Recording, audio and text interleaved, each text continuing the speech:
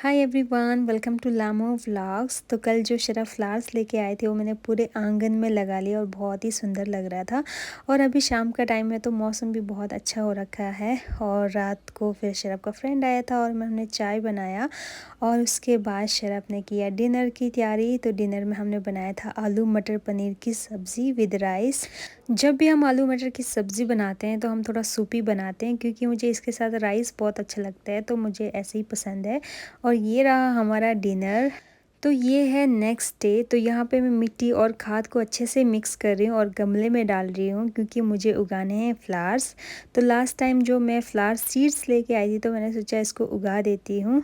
और मुझे नहीं पता प्रॉपरली कैसे उगाते हैं, बट किसी ने मुझे ये तरीका बताया तो मैं इसी तरीके को अपना रही हूँ। तो देखते हैं ये उगता है कि नहीं, क्योंकि लास्ट ईयर भी मैंने उगाया था, मैंने डायरेक्ट मिट्टी में उगाया था तो वो एक भी नहीं निकला था। तो इस बार मैंने सोचा कि किसी को पूछ के उगाती हूँ, क्योंकि ये मैं फ़र्स्ट टाइम उगा रही हूँ तो इसलिए मुझे कोई आइडिया नहीं है। अगर आप लोगों में से किसी को पता है तो मुझे ज़रूर बताना। तो देखते हैं ये उगता है कि नहीं, फ़िलहाल इसको यहीं पे छोड़ते हैं।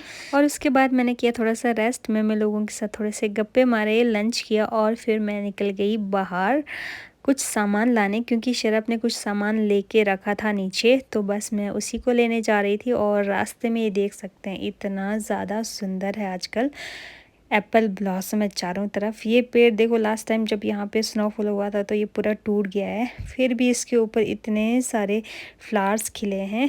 तो मैंने कुछ अखरोट भी लिए थे साथ में, मैंने सोचा यहीं रास्ते में कहीं तोड़ के खाऊंगी, क्योंकि मुझे ऐसे बहुत अच्छा लगता है बाहर तोड़ के खाना।